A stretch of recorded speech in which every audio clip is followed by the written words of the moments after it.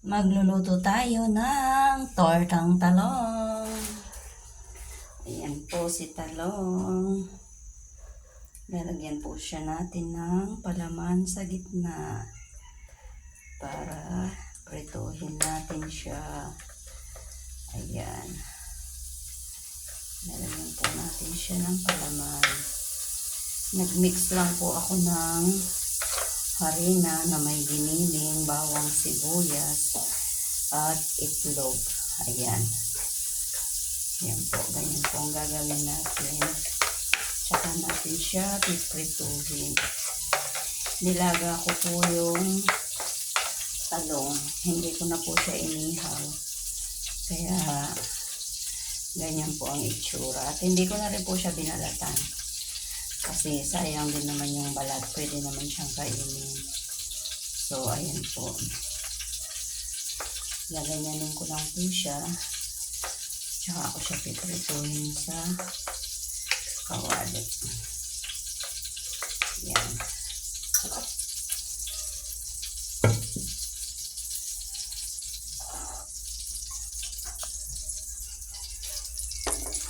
Ayan, dyan po natin siya piprituhin.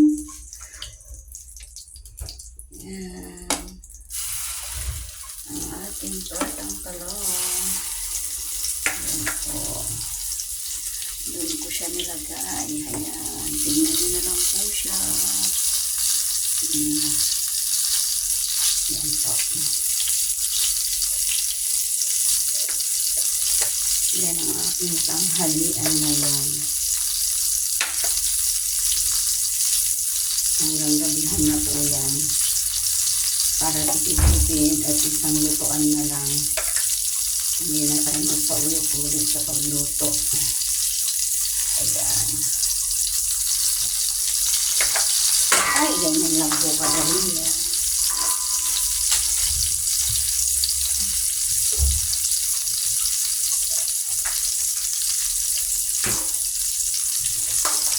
Madali ang lutuin si tortang talong.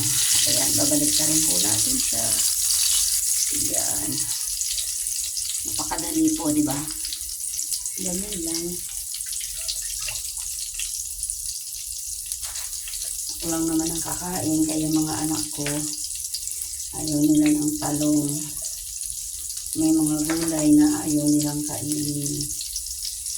Pili yung gulay na gusto nila. Pero at least, kumakain pa rin po sila ng gulay, di ba?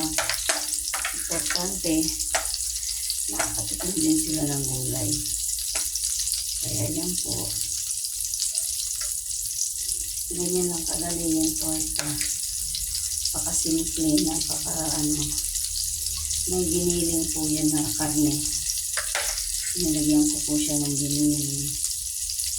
Para kahit pa paano may lasa din. Yan.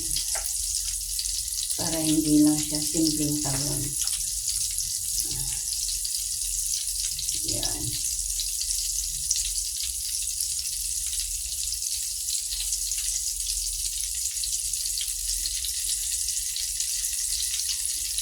Sino po dyan ang kumakain ng tortang talong?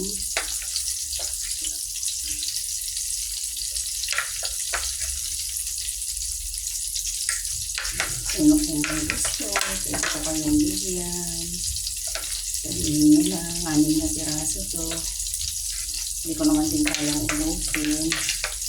Kaso niluto ko na lang lahat kasi pwede naman ulit-ulitin. Kahit yan lang ang ulam, sold na isaw-saw lang sa ketchup o kaya mangkimas. Pwede na po yan, ulam na po yan. Yan, ganyan lang po kadali ang ating tortang talong. Yan.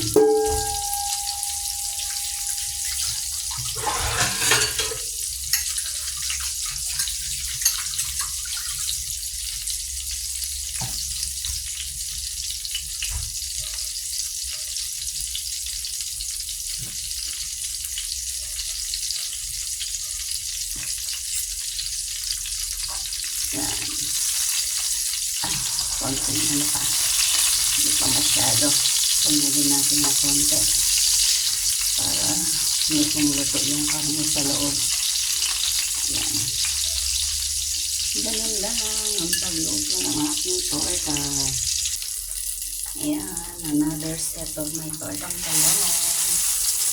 Anong na piraso po yan. Yan.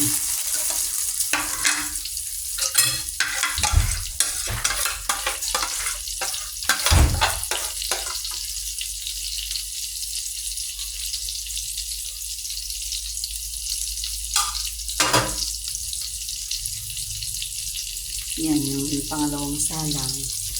At ito na po yung naluto na.